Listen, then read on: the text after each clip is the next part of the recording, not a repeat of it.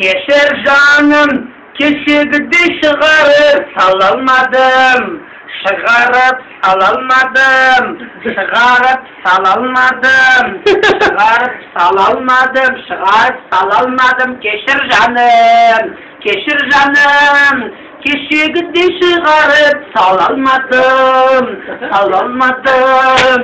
Salalmadım. Salalmadım ben. Енді махаббат тақырыбында көптеген әзілдер бар ғой. Мен енді өзім расында бұрынғы махаббат, қазіргі махаббат деп салыстыра беремін. Өзімнің бір тақырыбым сондай болғаннан кейін ба, бұрында қандай еді, қазір қандай деп көп әзілдерім сондай. Өздеріңіз білетін шығарсыздар. Бүгінгі мен таңдағы мынандай бір жағдайларды естідім. Бір інім бар, менің өзімнің бауырым бар. Бір рет интернетпен бір қызбен танысыпты. Интернет арқылы танысқан, екеуі бір-бірін көрмейді, екеуі бір-бірін тіпті естімеген, бірақ интернет арқылы танысып алған. Қазір көп жастар солай танысады екен. Танысады да айтады, кездесейік дейді. Осындай жерде кездесеміз дейді. Сосын қыз жазады, мен сені қалай танимын дейді. Жігіт айтады, мен басында жасыл бейсболка болады. Фонтанның қасында кездесеміз, басында жасыл бейсболка болады, қолымда қоңыр сумка болады дейді. Бұтында көк джинсы, үстімде ақ футболка дейді. Сосын айтады, сен қандай да боласың дейді. Қыз айтады, мен спортивкамен келем, Адидас, көк Адидас, мына жерінде 3 полоскасы бар, басымда бейсболка болады деп. Сөйтіп не керек? Кеш болады, ал жігіт қу. Жігіт қу десем, қыздар одан асқан қу екен. Сөйтсем жаңа жасыл бейсболкасын сумкаға салып алады екен. Егер ана қыздың түрі енді кішкене бір нормальныйлау болса, бейсболкасын басына киіп алатын идеямен келеді екен. Ал ана спортивкамен келем деген қыз сол күні гороховый көйлек киіп келеді екен. Танымасын дейді. Екеу қыздың да ойы сол, ана жігіт онша болмай қалса, мен если что кетіп қалам деген секілді. Жігіттің де ойы сондай. Сөйтіп екеуі не керек, кешкі сағат 8 болады, фонтанның қасына жақындамайды.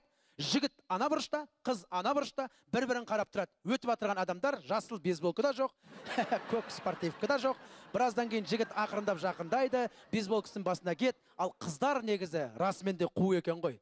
Гороховый көйлекпен келеді. Көйлек қайда, спортивка қайда. Егер ана жігіт түрі жақсы болса, өзінше болып жақындап келеді енді. Сәлем, мен ғой Айжан деп жаңағы. Мен сен жаңа спортивкада болам деп едің ғой. Мен просто жұмыстан шығып едім, үйге баратын уақыт болған жоқ. Жай осылай көйлекпен келе салдым деп. Біз жігіттер әйтеуір не керек, сене саламыз. Ал егер ана жігіттің түрі онша болмай қалса, қыз сол күйінде кетеді. Жігіт сол күйінде қалады, сол интернеттен ол екеуі тіпті мүлдем сөйлеспей қояды. Негізі қазір қыздарды мен таңғалам, өздерінің түрлерін қойып қояды. Ава деген бар. Ава деген ардақты ағайындар, мына интернеттегі парақшасы бар. Әркімнің өзінің парақшасы бар. Парақшасында өзінің жаңағы фотоларын қойып қояды. Әсіресе жігіттердің фотосы бір жылда 2 рет өзгереді, ал қыздардың авасындағы сурет күніне 2 рет өзгереді. Өйткені кәдімгі бүйтіп тұрғаны бар, бүйтіп қойғаны бар, бүйтіп тұрғаны бар, бүйтіп тұрғаны бар, басқа киім киіп тұрғаны бар, күнде өзгертеді. Негізі қыздар ол дұрыс емес деп ойлаймын. Өйткені қазақта мақал бар, шешесіне қарап қызын ал дейді.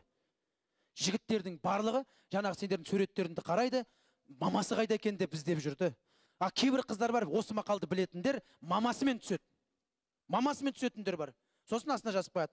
Это моя любимая, неповторимая мама дейтіндер. Құрметті қыздар, көшеде жігітпен танысып, интернет арқылы танысамыз десеңіздер, ойларыңыз, мен сіздерге ақылдарыңызға, жаңа парақшаларыңыз бар ғой, ава деген. Сол аваларыңызға мамаларыңызды қойыңыздар. Өйткені қазақта жақсы мақал бар, шешесіне қарап қызын ал дейді.